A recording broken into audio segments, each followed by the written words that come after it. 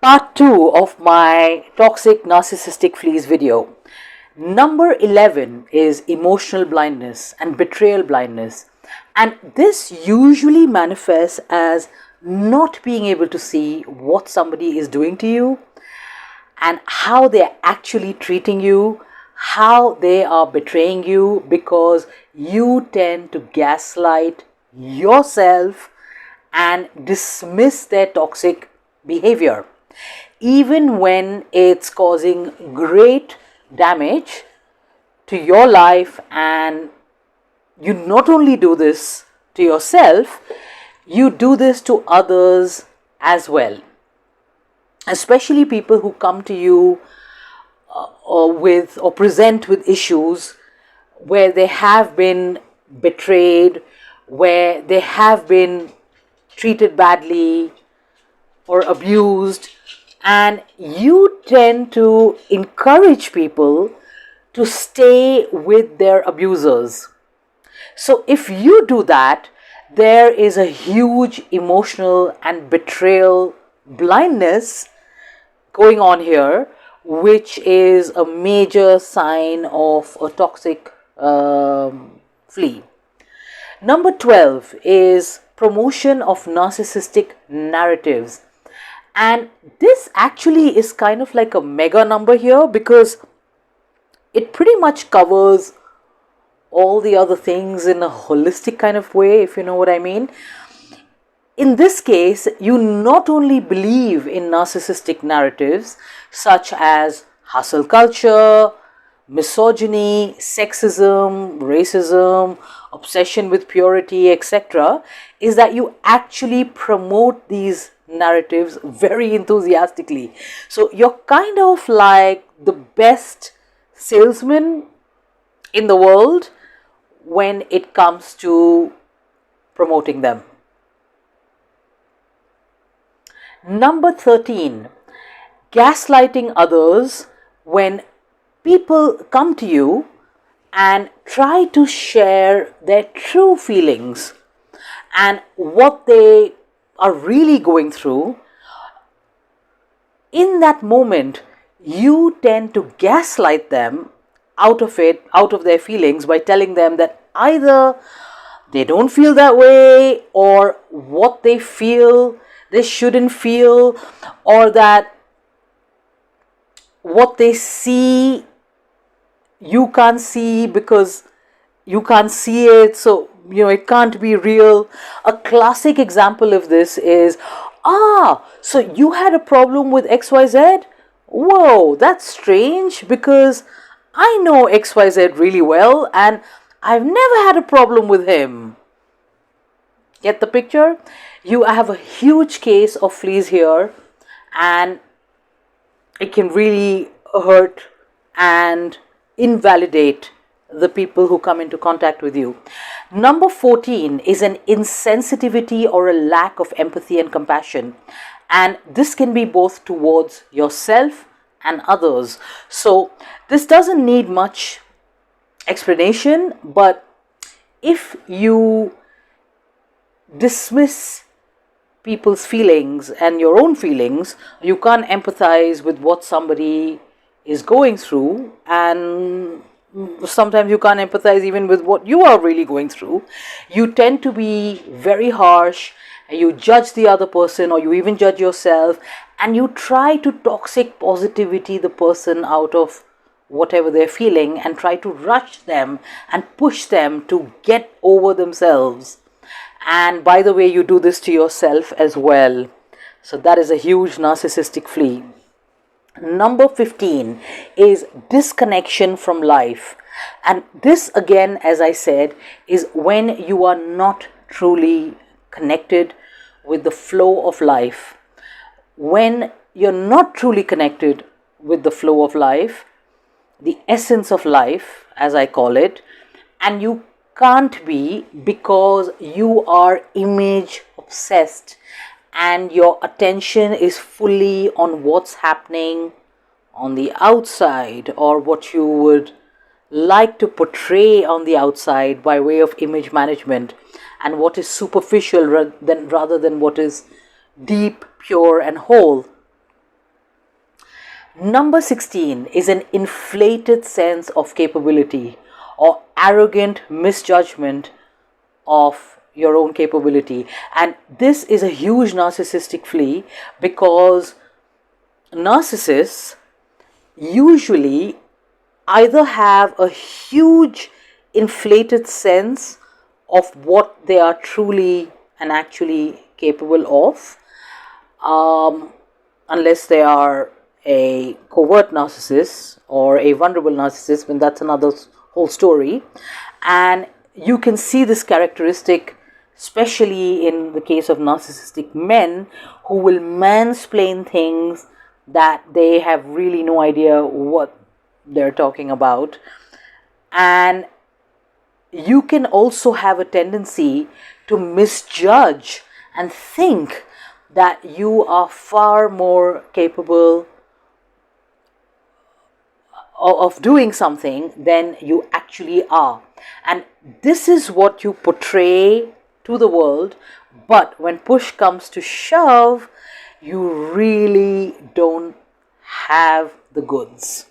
So you see a classic example of this is in a lot of talent shows and singing shows and things like that, where people show up and do entire auditions confidently because they think they have an amazing talent or an amazing singing voice, when they can't even sing basic notes.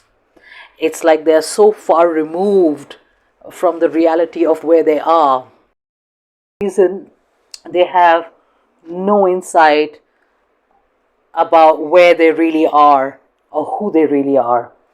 Number 17 is covering up feelings of inadequacy, low self-worth and fear with arrogance and feigned positivity. Okay, so this is a classic narcissistic flea where you're feeling down, your self-worth is suffering, and you are feeling inadequate and less than or scared of something. And it's perfectly fine to feel this way, by the way. It's perfectly normal. We all go through this, even the most so-called adequate, talented, perfect of all of us. But instead of sitting with these feelings, you try to cover them up with arrogance, and you behave arrogantly, and you basically fake it. You feign positivity. And I tend to see this a lot with women, who are like what we call like the smug marrieds. And these are women who are in reality in a very toxic relationship. They're actually being abused by their spouses, but they will continue to put down single women, or they will make the single woman feel as if they've lost out, evoke this whole FOMO in them, and somehow that there is something wrong with them for not being married, when the truth is that they are married but they are miserable and their spouses are abusing them. But this is what they are portraying outwards. And of course, they're not looking at the truth about their own marriage. It absolutely amazes me when I come across this. It's crazy behavior. Oh dear, that's my mic. Sorry about that. Number 18 is toxic positivity. And this takes so many forms that I can't get into details about that right now. But for this video, toxic positivity, which I mentioned a little bit earlier, is basically when you refuse to acknowledge either your own true feelings about someone or something, and refuse to acknowledge others' true feelings about someone or something, and especially when those feelings are very negative, and you try to cover up those feelings with a manufactured positivity. Now, this can be very damaging and really can create mental health issues in both yourself and anyone who may be turning to you to share their feelings. Because suppressing your feelings and trying to cover them up without listening to what your real feelings are means you're not processing them, and you're dismissing and covering up these feelings. So, for example, if you're sad, it's okay to be sad, it's okay to cry, it's okay to process those feelings. And yes, of course, we want to move forward from these feelings. I'm not arguing that. I'm not trying to diss positivity. All I'm saying is that you don't have to jump to be positive when you're not feeling positive. A positivity is a process, a gradual process, and it should be something that occurs naturally as a result of listening to and healing the feelings and processing the feelings rather than suppressing them, so that now you have the space to reach the better feelings. No, it's not like you trying to going to the 10th floor and jumping from the ground floor to the 10th floor using some kind of weird jumping apparatus. What do you call those high jump devices, apparatus, or whatever they're called in the Olympics, unless you are an amazing athlete, and most of us are not, because you're just going to hurt yourself, right? By doing that. And the best thing to do would be to go down, come to the ground floor, take an elevator, or take the stairs, whatever works for you, and climb up gradually, step by step. And gradually doesn't have to be slow. But in the Narc narrative, acknowledging negativity is like, oh, no way, we can't do that. We just have to be positive all the time. So if you are doing this either to yourself or to others, remember that's a very bad idea, and it will be damaging to your mental health. Number 19 is dissing hidden illness. And this is a huge narcissistic flea. It's when someone says to you that they are incapable of doing something, probably because they have an illness which is not easily visible, such as a mental health illness like depression or anxiety or PTSD or complex PTSD, like what I have, or n number of illnesses that are invisible. We don't want to get into the whole list here. And when someone tells you that they are feeling low and they're depressed, you actually try to convince them that, oh, depression doesn't exist, just get on with it, just move on with it.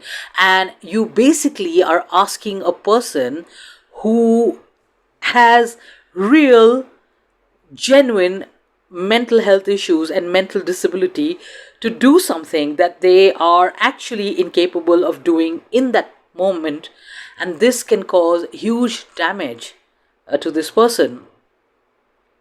And the very last thing on my list, number 20, is the self-righteousness.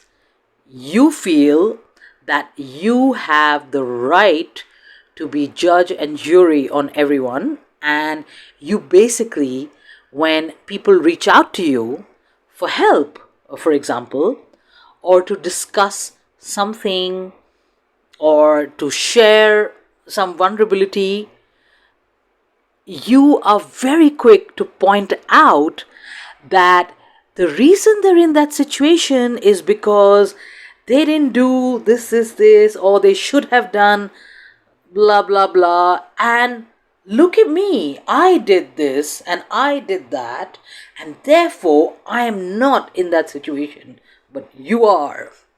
And this is a very superior attitude. It's very self-righteous, and it is a huge narcissistic flea.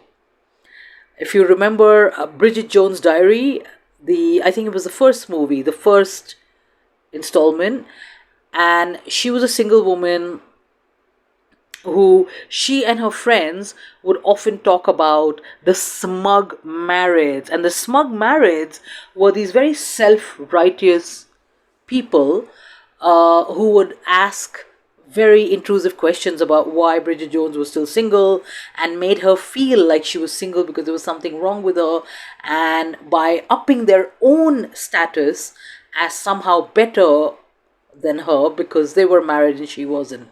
So just an example there.